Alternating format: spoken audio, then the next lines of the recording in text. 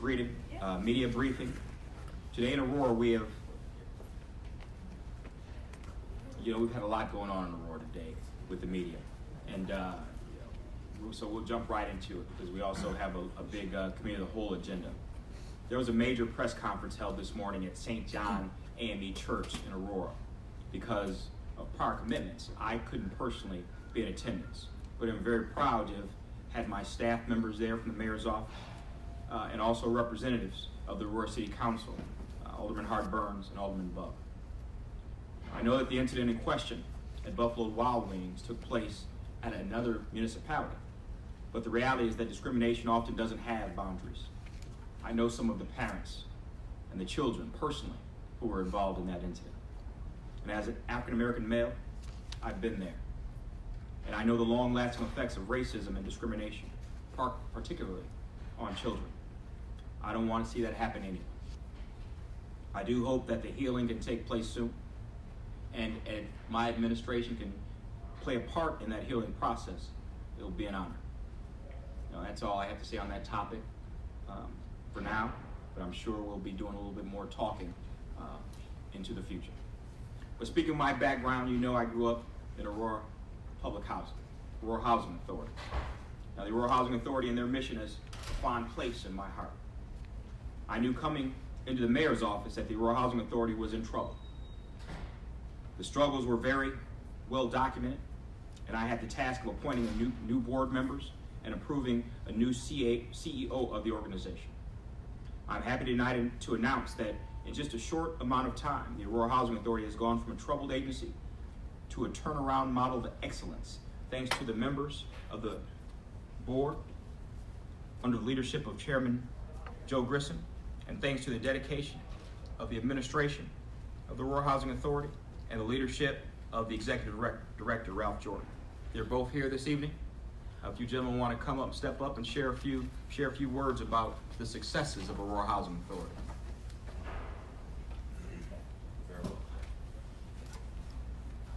Joe?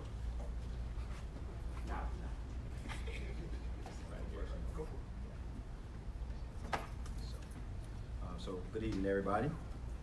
I'm Ralph Jordan. I'm the Executive Director of the Aurora Housing Authority.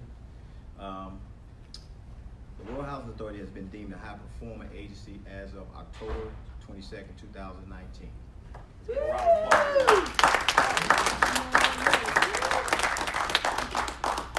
This grade is according to HUD's Public Housing Assessment System, which is utilized to give the status of all housing authorities across the country. As the mayor mentioned, the Aurora Housing Authority was troubled, which happens if an agency scores below a grade of 60. The maximum score that an agency can achieve is 100.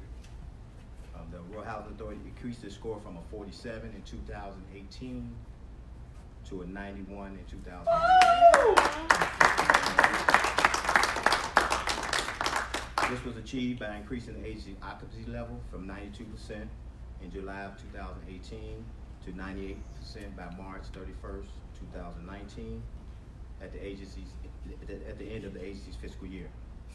The agency also made major improvement on its financial conditions, which improved from a score of a 0 to 24 out of a possible 25. All right. This was achieved by creating a budget and converting the agency over to the asset management model. The agency created income statements and balance sheets on a monthly basis and monitored the financial progress of the agency on a daily, weekly, monthly basis. The agency also began to increase resident rent collection, which decreased the agency's accounts receivable. The accounts receivable decreased from over $100,000 to around $32,000 within an 8-month period.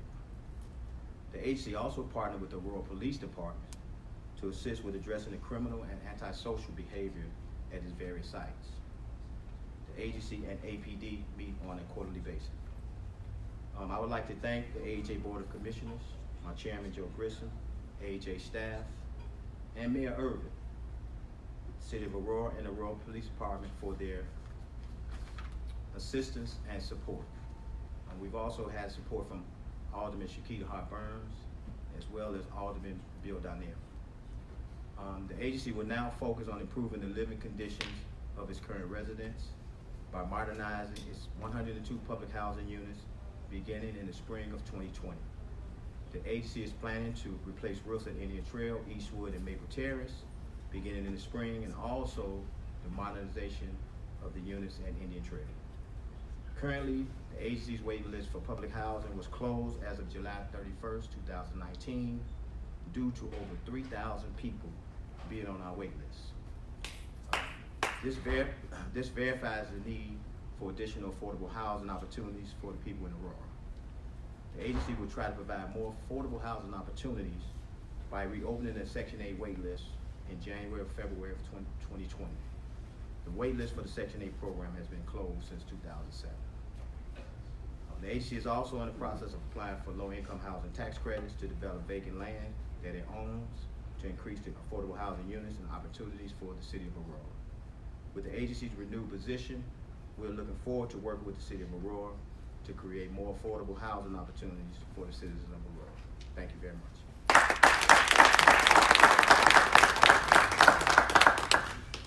Well, those who know me know I won't be before you long. I just want to thank, some folks that were instrumental, I believe. That's the city of Aurora, specifically the mayor, the former past chairman, Bill Powell, and the alderman. I think one alderman we forgot to name was, our alderman too. Franco. Franco, Alderman Franco. As well as the staff. It was their dedication and hard work that actually helped us get through this. So that's all I wanted to say. Thank you.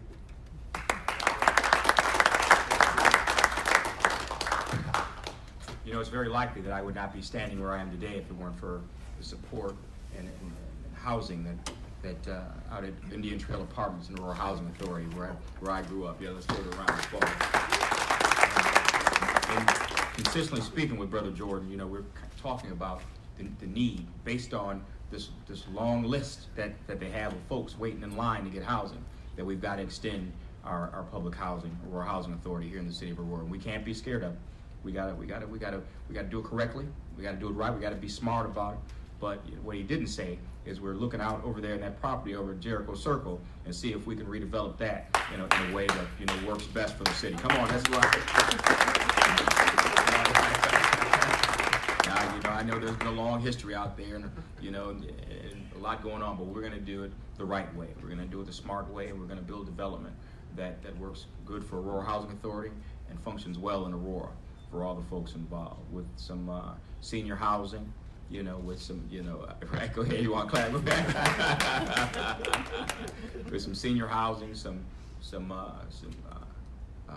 single-family homes, as well as townhouses. So we want to do it in a way where it actually benefits our community. And what Mr. Jordan is doing in cleaning up, Eastwood, Indian Trail, and South Wind, those communities that are still left. Communities that look exactly like each other. If you pick one up and put it somewhere else, you wouldn't know the difference, And I had family, Clayton had family, we all had family that lived in pretty much all those communities. We're cleaning them up. When you go out there, no longer will you be able to tell that it's low-income housing. So we want to bring a sense of pride to our community. Even though it's a Aurora Housing Authority, this is a place where folks can live, and kids can grow and be proud of the community they're in. Right, and one day maybe even become the mayor. All right, things that get to Aurora Housing Authority. They're doing a great job, amazing job.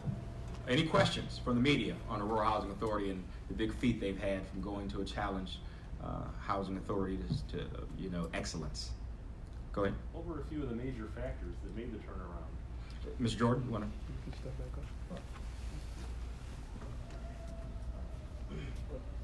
Some of the major factors. Number one is, when you're dealing with a housing authority, your number one goal is to have cash. And so our financial conditions, we step right in and dealt with the financial situation that we were dealing with. And then the conversion over to the asset management model, which is partially has a lot to do with financials. So once we worked on the financials, then we looked at the occupancy, which is major factors in our scoring. Plus, with all the people we had on the wait list, we had to increase our occupancy levels to achieve that. So those are two of the major factors. The other thing is dealing with some of the antisocial problems that we had at some of our properties. We really have a great partnership with the Aurora Police Department. We meet every couple of months to just kind of discuss our situations and try to resolve those as we go on day to day, week to week, month to month. So those are probably our three major factors. Any other questions? Thank you, sir. One more round of applause for Ralph Jordan. About a month ago, we announced that applications were open for Aurora's first Poet Laureate. I am proud to see the interest in the position. As a matter of fact, we had 18 applicants submitted and completed applications, which consisted of questionnaire and 5 poems. So each applicant had to give 5 poems, 2 of which had to be specifically about Aurora. We assembled a team of judges consisting of staff members and community members who read all 90 poems and judged them in the following categories: originality, technique, overall message, strength of the Aurora poems in particular, and the applicant's response to the vision and implementation section of the application. You know, it was no easy task, but today we have the top finalists. Now, initially, we were going to announce the 3 top finalists, but we had a tie for 3rd place. So we are announcing the 4 finalists who will move on in the process. Each of these finalists will be invited to recite an original poem at the city's Veteran Day Parade on Monday, and we'll have follow-up interviews with me next week after they read their poetry. In no particular order, let me read the congratulations to those folks who made the cut, and we appreciate all 18 participating, and they all did a great job, and they all showed excitement and interest in this new Poet Laureate position.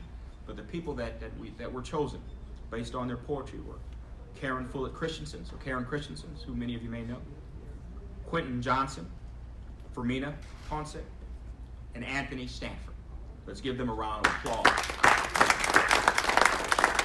They'll all be reading their poems at our parade next Monday for Veterans Day, and then we'll have interviews after, and we'll pick the one that will represent the city until the end of my term. We look forward to hearing their poetry at the parade and in person, and we'll soon announce who will be the first Aurora Poet Laureate, serving until the end of my first term. All right, any questions on the Poet Laureate? Question, go ahead, C. Well, can we get name spellings? Yeah, we'll provide that. We'll provide that Shoot you to an you right email. after the. Yeah. I'll be here I'll spelling welcome. names all day. Make sure it's right. I will make sure it's right as well. Mayor? Yes. Can we put one of our judges and ask her to share what you thought about the poems? Londa Midgley, one of our community members who judged. Well, hello. What, you want to step on up and talk a little bit about the judge? I know we putting you on the spot. You sitting there tape recording and everything. But come on up.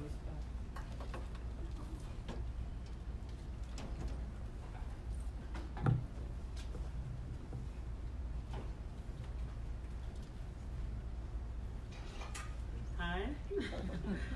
Definitely on the spot. I'm Londa Marie Midgley, and I was asked to judge a few poems I thought were going to be a few, and I was amazed at 18 applicants that submitted amazing work, evocative, Aurora positive, Aurora proud, amazing people and poets. So it was very hard to apply these originality and technique and message, apply those parameters and judge it, but I did the best I could, and I think we've got some wonderful finalists. Oh, good job. Thank you very much. And we look forward to Monday's parade, Veterans Day Parade, so we can hear this beautiful poetry. All right, any more questions? You know, we will have a few exciting news releases coming out tomorrow, including information about Citywide Community Service Day and our keynote speaker at the Veterans Day Parade, so stay tuned. Now, are there any general questions? Not on the subjects or topics that I went over today. All right, well, go ahead, sir. Can we get a the update on the temple, the Masonic temple? Looks like everything's pretty much torn down. It is. Do we have anybody here from, oh, you want to come on, Public Works? We got Ken Schroth here from Public Works that can give us a little status on what's going on with the temple.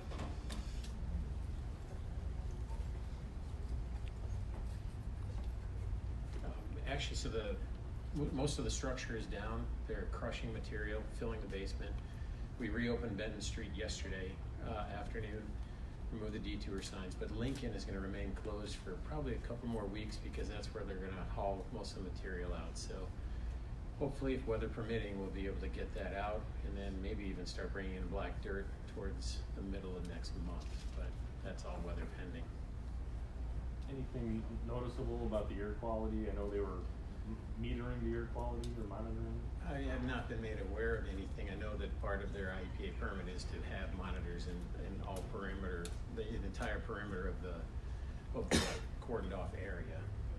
No news is good news, I guess. Correct. Any other questions? All right, well, that concludes our media briefing for today. I'll see you at the next media briefing in 2 weeks. And for those that are staying around, I'll see you at the Committee of the Whole meeting. Thank you.